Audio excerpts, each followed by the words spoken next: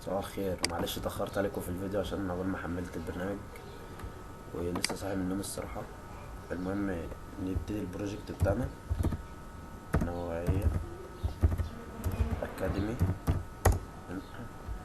ندوس نيكست، انبت اكتيفيتي بتاعتنا نيكست، فينش. هنبدأ ان شاء الله بالجزء اللي هو بتاع الاندرويد، اللي احنا المفروض ان شاء الله اول ما نفتح البروجكت بتاعنا نلاقي بتوع الاندرويد مكريتين البوتون بتاعهم، التكست فيو، الحاجات اللي احنا هنشتغل تحتيها. وهوريكم كل جزء بتاعنا احنا المفروض نشتغل فيه. اللي هو في البداية خالص في المين اكتيفيتي تحت كلمة انتنت، ده هيبقى بداية شغلنا خالص. اول ما نفتح البرنامج ونقف قدام الدكتور ونتكلم معاه المفروض هنشتغل تحت كلمة انتنت. ثانية بس الجهاز يعمل بيلد ويخلص وبعد كده ان شاء الله نشتغل عشان ميبقاش معانا وصول.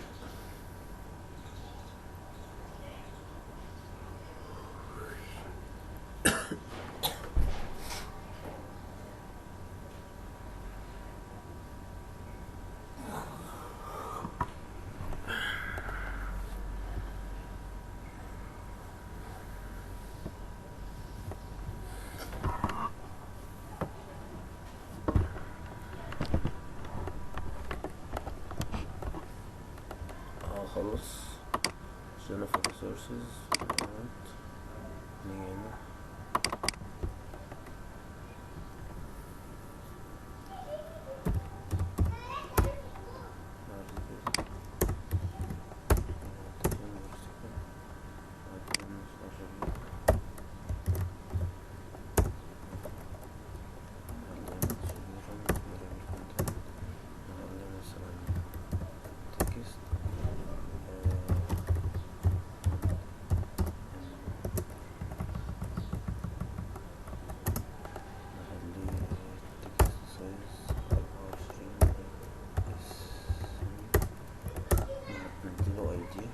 الاي دي اللي ده اللي الاندرويد بينده بيه هناك ادي بي تي ام. نروح في شغلنا في النوعية بوتون، بسميه مثلا بي تي ام. اقفل كده، اقول البي تي ام ده بيساوي find viewer id or id بي تي ام.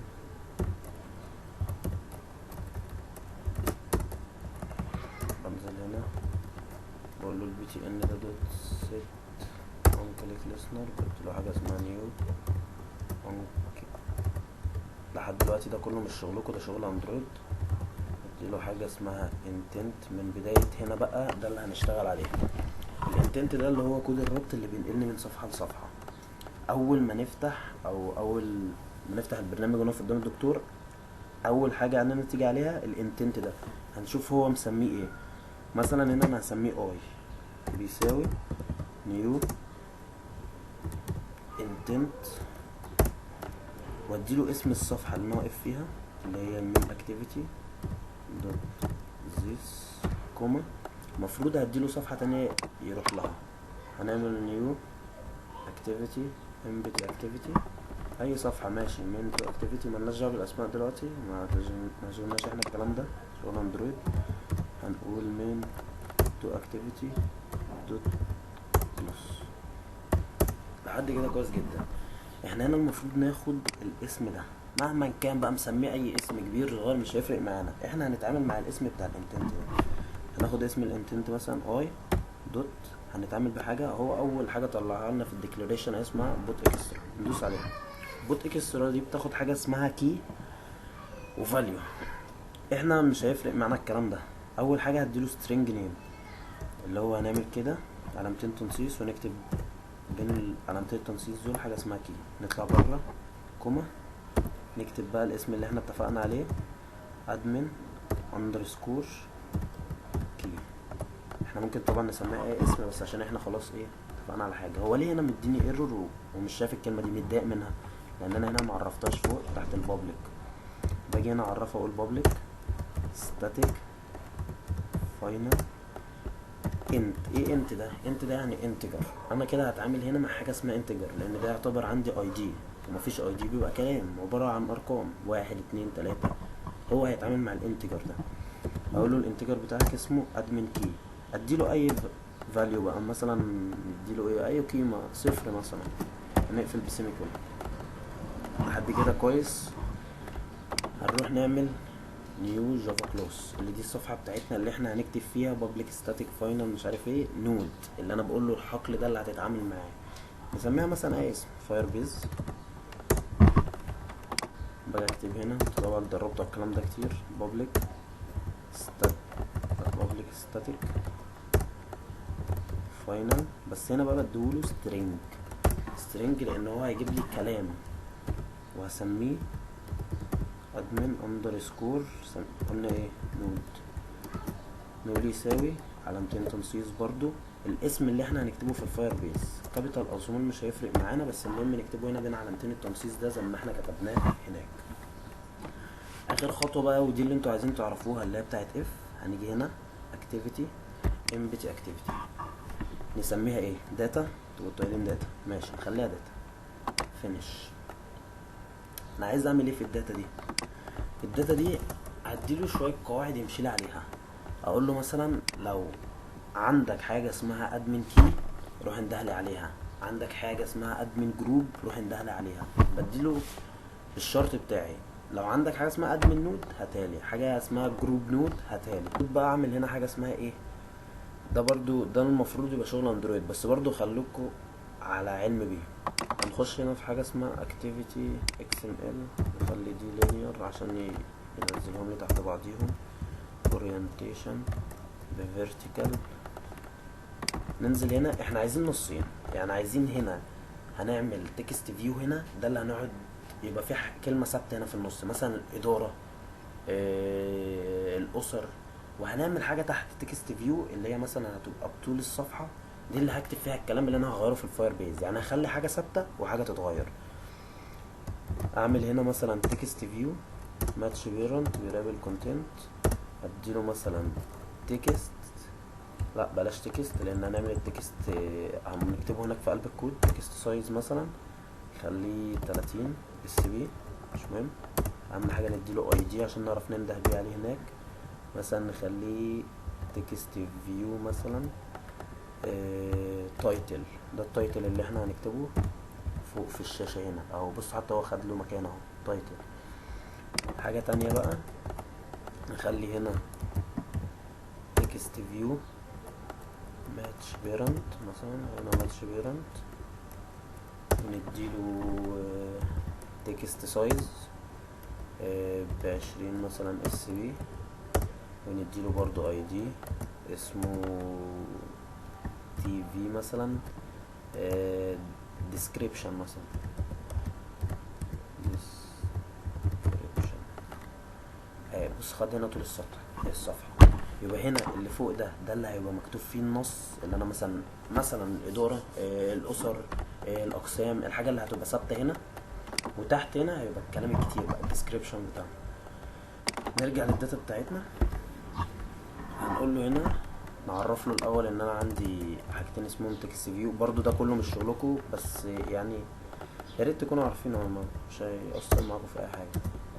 نسمينا واحد تي في، خلي مثلا واحد تي في نيم مثلا، ده اللي هيبقى كبير عمره تي في، خليه ديسكريبشن مش هتفرق الاسامي. بس كده احنا سمينا او كده عرفنا ان احنا عندنا 2 تكست فيو. بعد كده بقى بعمل حاجه اسمها find view by id، بنده هنا على التي في نيم اللي انا عامله فوق يساوي find view by id، بديله عنوانه r.id دوت كنا مسمينه تي في تايتل، اروح قافل بالسيمي كولون بتاعتنا واعمل له حاجه اسمها بوست. تاني حاجه اديله تي في ديسكريبشن بيساوي find view by id، بديله برضه العنوان r.id دوت احنا كنا مسمينه يدي في تي في ديسكريبشن. نظبط صفحتنا كده. بعد كده بعرف له متغير. ايه هو المتغير ده؟ المتغير ده اللي هحطه معانا في قاعدة اف، يعني هقول له انت احنا هنسميه كيس، نخلي كده مثلا كيس دي يعني ايه لو مثلا، او بديله حاجة عاملة زي قاعدة بتساوي عندنا حاجة احنا هناك عملنا بوت اكسترا صح، هنا بقى هنعمل حاجة اسمها جيت انتنت، فقلنا هنكتب get intent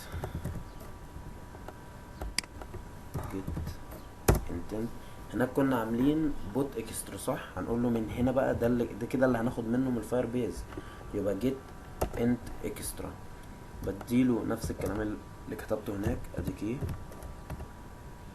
القيمة اللي انا كنت مديها للكي ده هناك كانت بصفر تقريبا، بنروح عاملين كده لحد دلوقتي كده كويس جدا.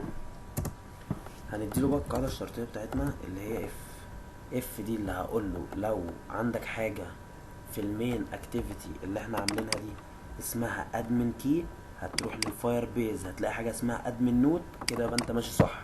هتروح للفاير بيز تجيب لي الكلام منه وتحطه هنا في الكلمة دي بوت اكسترا. هنا قايل له ايه؟ بوت اكسترا.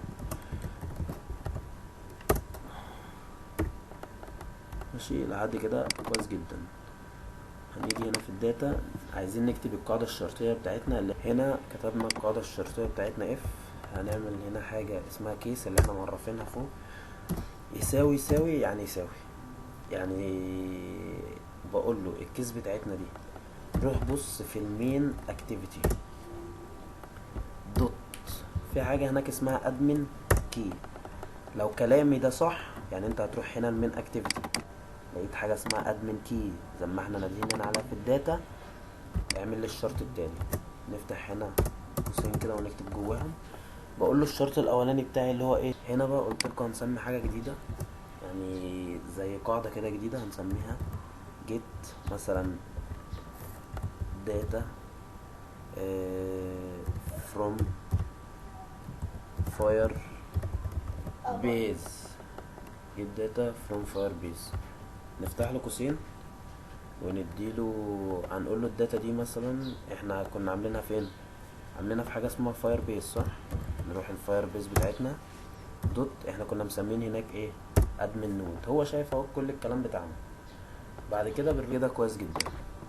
باجي هنا اقفل بالسيمي كولوم بتاعتي واكتب تحت هنا. شفتوا التي في نيم اللي انا كنت بقول عليها دي اللي هي هنا تي في نيم اللي هي الحته دي اهي اللي فوق دي اللي هيبقى فيها مثلا الاسم ثابت. يعني مثلا لو انا في الادمن كي هيبقى في اسم ثابت فوق مثلا اسمه ايه الاداره صح. فاقول التي في نيم بتاعتي دي دوت سيت تكست، يعني اكتب لي فيها تكست. ايه هو التكست بتاعنا؟ زي ما احنا عايزين مثلا الاداره كده. كويس جدا كده احنا عملنا جزء كبير جدا من اف الشرطيه كده، يعتبر خلصنا. هنكمل بقى بعد كده ايه جيت فروم فاير بيز دي انا اللي بسميها. طب ماشي انا سميتها ليه؟ دي هستفاد منها ايه؟ هعمل حاجه اسمها ميثود اللي هي دي قدامكم دي. الميثود دي اغير دي بدل ادمن نود مثلا اخليها نود زي ما احنا ماشيين بيها فوق، خليها نود. ماشي كويس. وبعدين بعد كده هنخش هنا على التولز. ده بقى شغلنا بقى، المكان اللي انتوا كنتوا عايزين تعرفوه ان احنا هنشتغل الرايت والريد دول هنشتغل بيهم ازاي. هندوس الفاير بيز،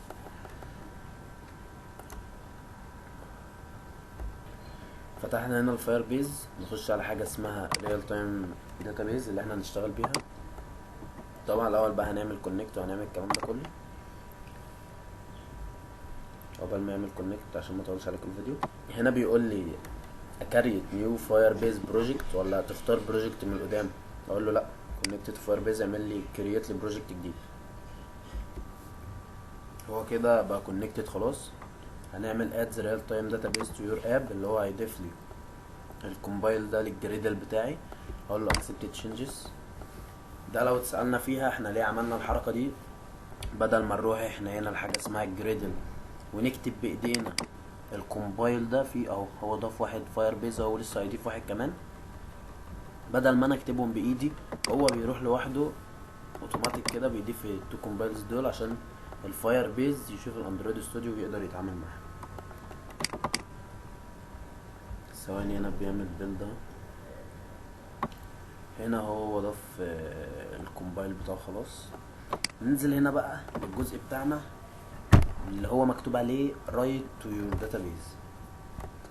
الميثود دي كلها مش للرايت بس، يعني الكلام ده كله مش ان انا اقدر اعمل رايت بيه بس، لا دي حاجه السطرين دول حاجه مساعده جوجل منزلها لنا عشان اخد توثيق او هاخد اي مثلا ايه اي صلاحيه ان انا اكتب في الفاير بيز. اللي تحت دي بقى دي اللي بكتب فيها اكتب بيها في الفاير بيز. دي طبعا مش هنستخدمها لان احنا مش هنكتب في الفاير بيز من هنا. هنا حتى بصوا مكتوب ايه، ام دي ده اسم هو مديهولنا سيت فاليو، يعني بيقول لي حط لي الفاليو ده اللي هو هالورلد مثلا في الفاير بيز. لا احنا مش هنحتاج الكلام ده لان احنا مش هنستخدم الكلام ده. فهناخد اول سطرين بس اللي هم بتوع ان انا يبقى معايا صلاحيه ان انا اكتب في الفاير بيز، واخدهم كنترول سي كوبي واحطهم في الميثود بتاعتنا الجديده دي كنترول في. التعديل الوحيد اللي هعمله هنا هشيل كلمه مسج دي واكتبها نود اهي اللي انا مسميها هنا. تمام كده.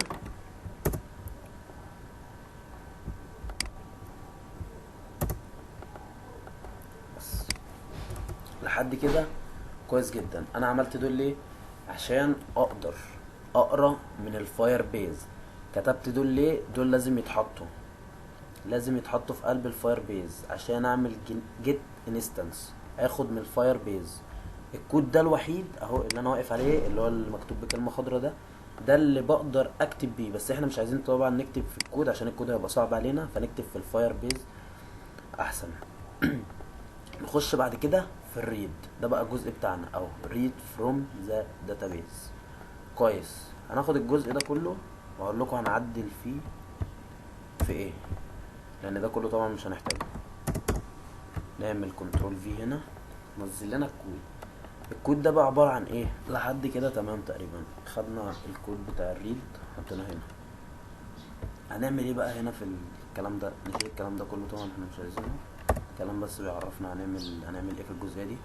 string دي الفاليو دي نخليها داتا دي عادي ممكن نسيبها فاليو بس عشان انتوا ما تلخبطوش بالكلام. ونشيل الكلام ده كله الاقواس دي كلها عشان ما تلخبطناش. نمسح ده كده ونيجي هنا في الاول ونعمل قوسين ونكتب جواه string بس.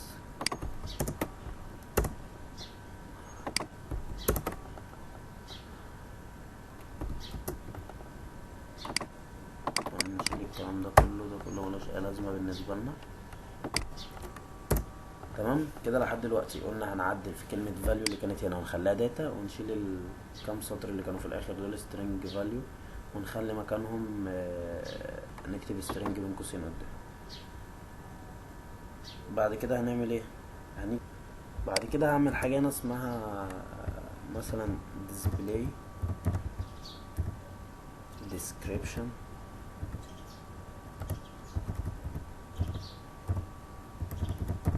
اي اسم واديها الداتا اللي انا كاتبها دي. حتى بصوا شكل الداتا عامل ازاي، نورت ازاي. ودي ميثود هنا بيقول لي اون كانسلد، يعني لو في ايرور في الفاير بيز مش عايزين نوجع دماغنا بالكلام ده كله. نشيل دي كمان ونعمل كرييت للميثود دي كرييت ميثود داتا.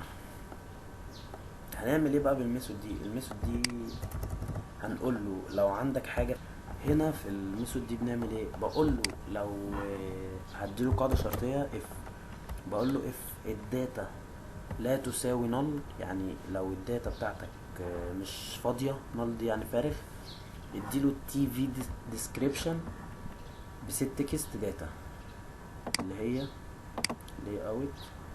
دي الداتا بتاعتنا انا مسمي هنا ايه؟ تي في ديسكريبشن. هرجع هنا الداتا اهي اديله حط لي في تي في ديسكريبشن ده حط لي التكست اللي اسمه داتا. الداتا دي اللي انا معرفها هنا اللي هي الحاجه اللي هيجيبها من الفاير بيز. تمام. بعد كده هنعمل ايه؟ كتير الحوار صح؟ لا ولا كتير ولا اي حاجه، ان شاء الله سهل جدا. واللي واقف قدامه حاجه برضه هيسالني فيها، وهنزل بكره ان شاء الله افهمكم الدنيا دي بصوره ابسط. بس لحد كده احنا خلصنا الجزء بتاعنا بتاع هنا on cancel to description. مفروض كده لو جربنا يشتغل. نعمل run هنشوف يا رب تشتغل.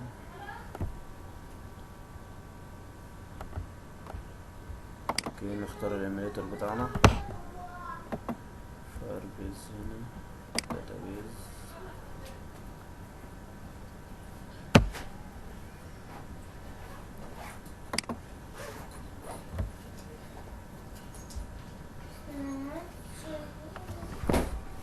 الداتابيز هنا بتاعتنا هي فاضية خالص، ما فيهاش اي حاجة. احنا كريتنا هناك حاجة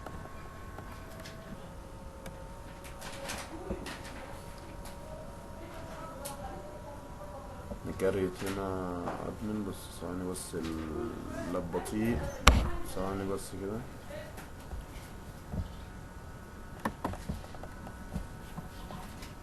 بعد ما عملنا رن تعالوا بقى نشوف البرنامج اشتغل ولا لأ. نفتح ده، ده المفروض هو ده كده، وفتح على كده على المعهد. ادي الإدارة اهي ظهرت لوحدها. نروح هنا الفاير بيز، نعمل حقل جديد اسمه ادمن زي ما انا مسمي هناك. اكتب فيه مثلا مرحبا بكم في فاير بيز. اكيد فاير بيز ما بتكتبش كده، بس مش مهم، هي ظهرت يعني. بقيت اي حاجة هعملها ان شاء الله يعني. بص مثلا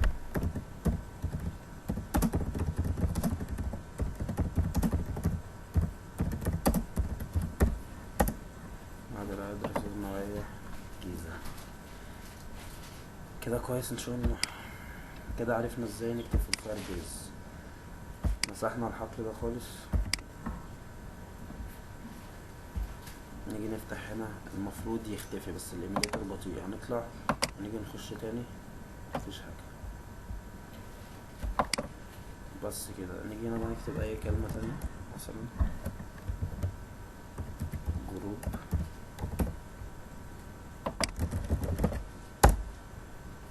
المفروض ما تظهرش عندنا صح، ان احنا مش مسميين حاجة اسمها جروب. عشان كده بقى من هنا تعرفوا ايه فايدة الفاير بيز اللي احنا عاملينها هنا دي. احنا هنا عاملين حاجة اسمها فاير بيز صح، دي اللي مسمين فيها الاسامي ادمن اهي.